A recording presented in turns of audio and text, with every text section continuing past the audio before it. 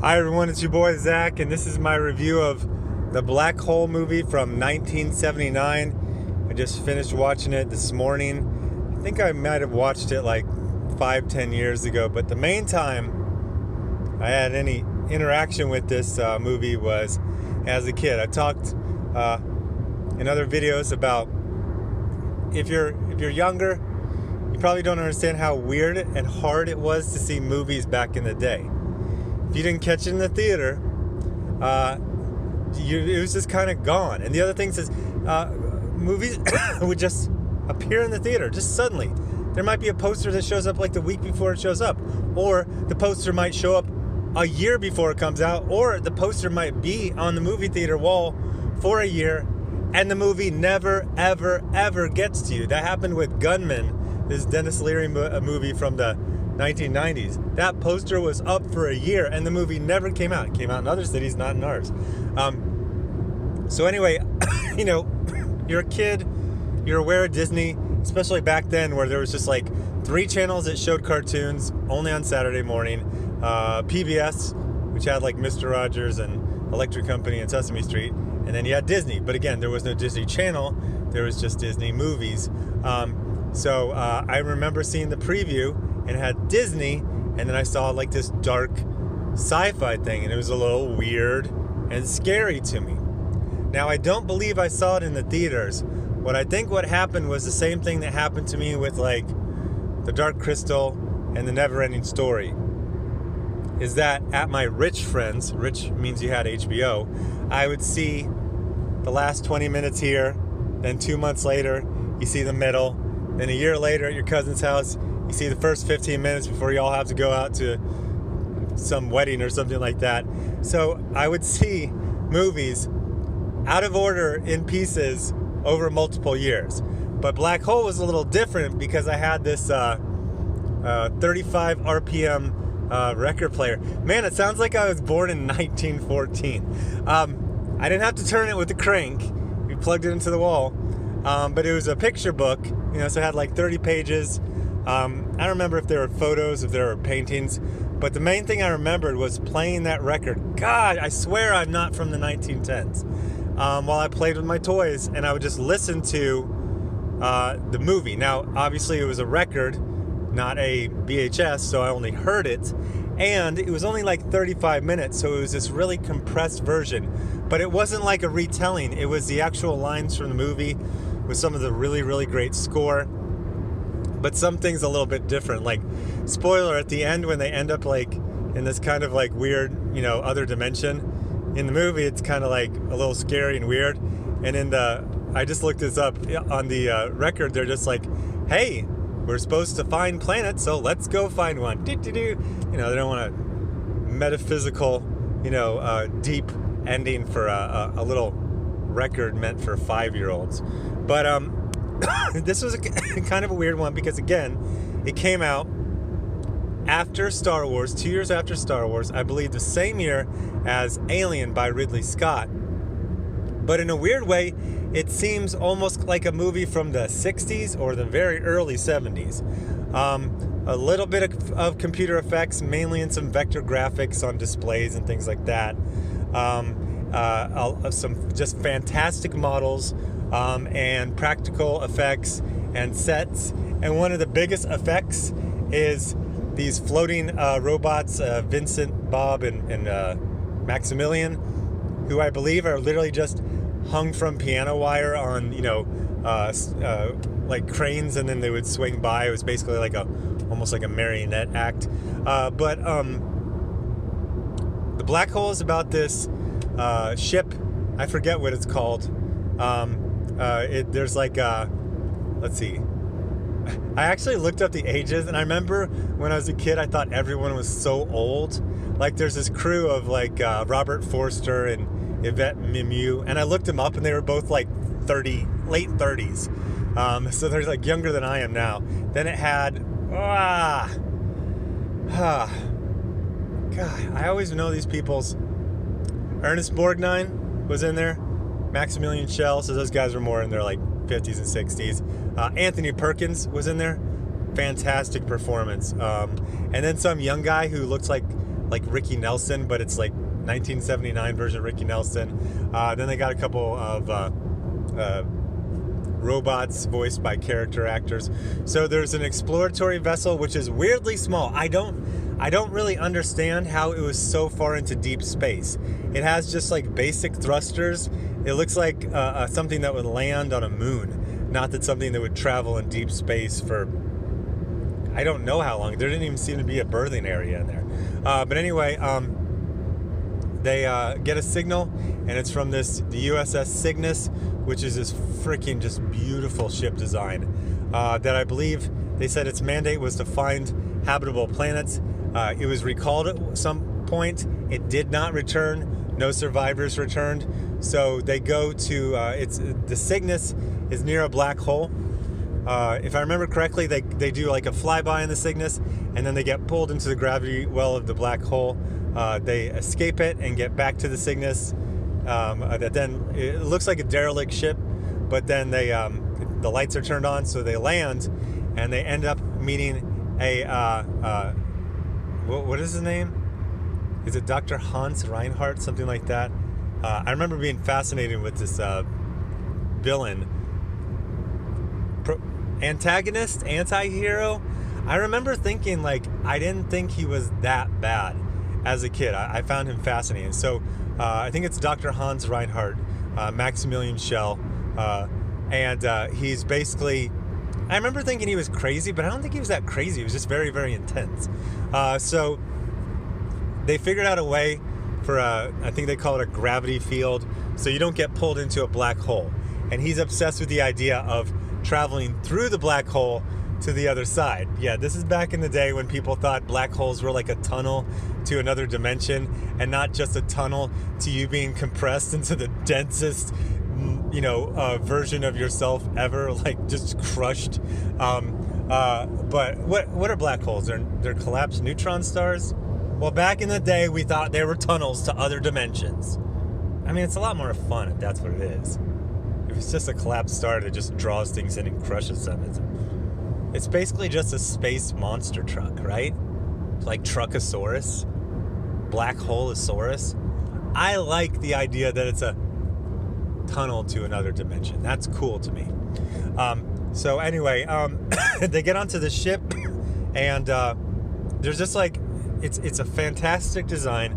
All of these great sets. There are several minutes of just them getting to Dr. Hans Reinhardt. Just, a door will open, and then they have to go forward, and then they get onto this little tram, and they see all the different parts of the ship.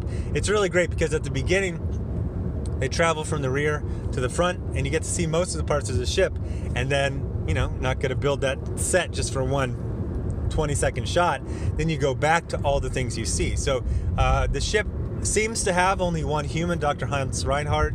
He says that he sent the crew, but he refused to follow the order because he's obsessed with getting the knowledge on the other side of the black hole. The knowledge is just that it's a collapsed neutron star and you're dead and your ship is crushed. But for the purposes of the story, it's possible to go through it and pop up, I don't even know where. But another dimension, another time, the Delta Quadrant, I don't know.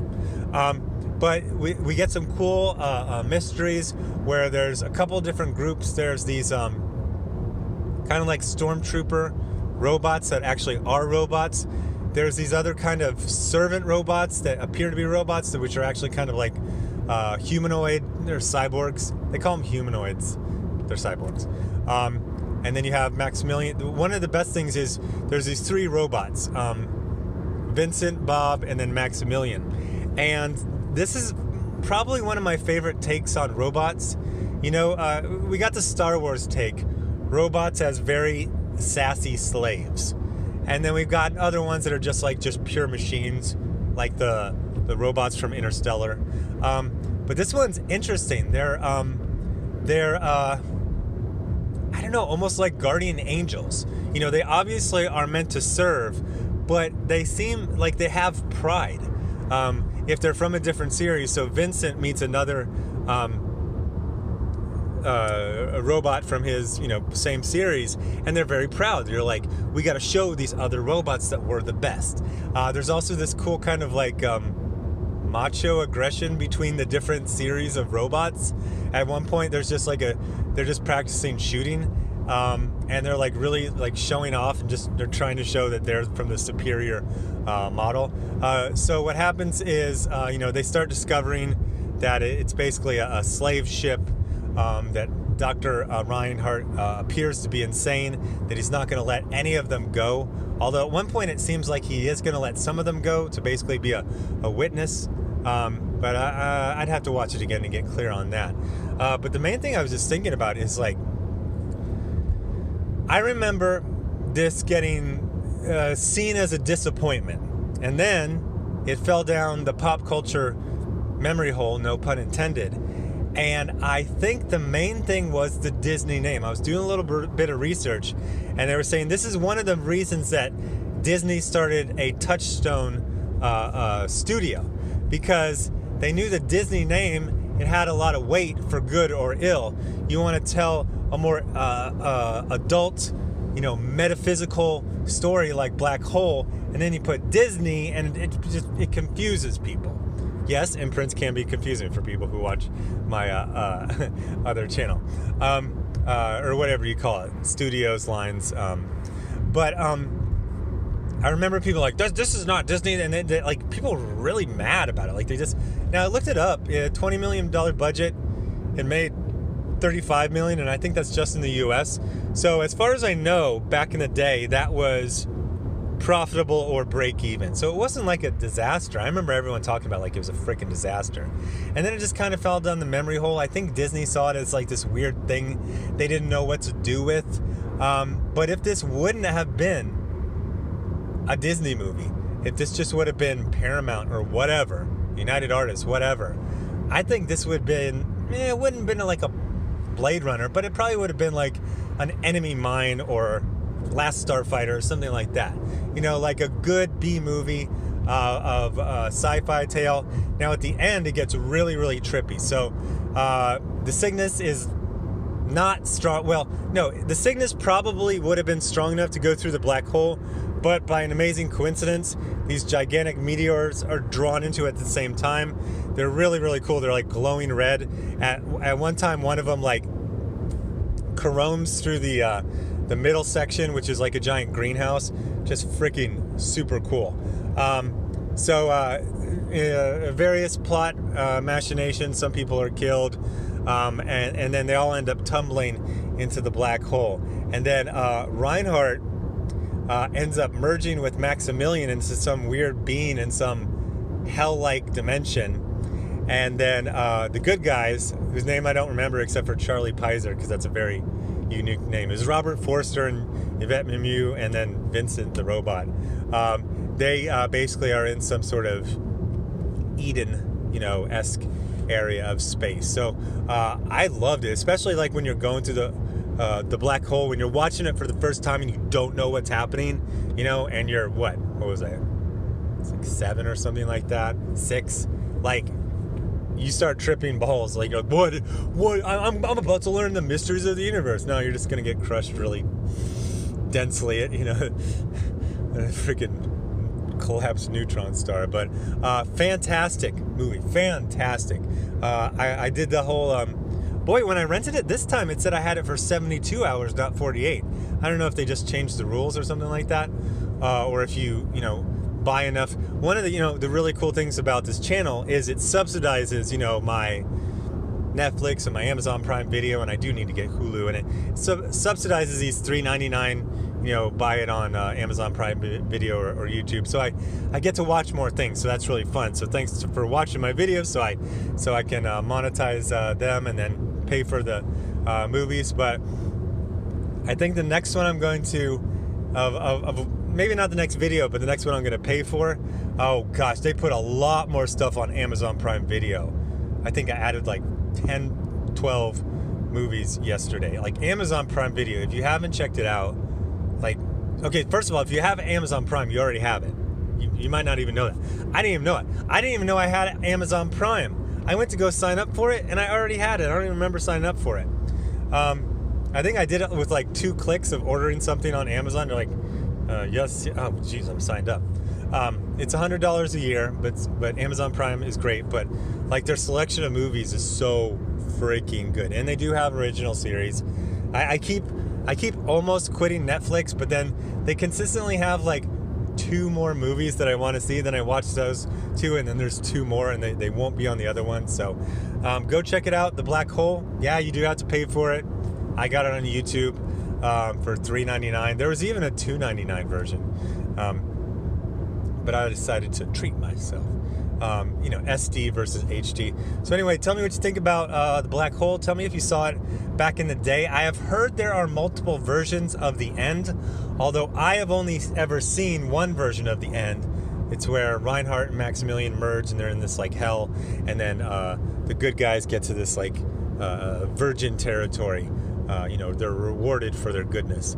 But I've heard there's all kinds of different things. And obviously the kid's record is just like, hey, everything's great. But if you heard or if you saw any other versions of it, I'm really interested in hearing about those. Anyway, thanks for watching. And so the next movie I'm probably gonna buy is this is another one I saw in bits and pieces at my friend's house. It was called Ice Pirates. Yeah, Ice Pirates with Spencer for Hire as the lead character. Thanks for watching. Bye.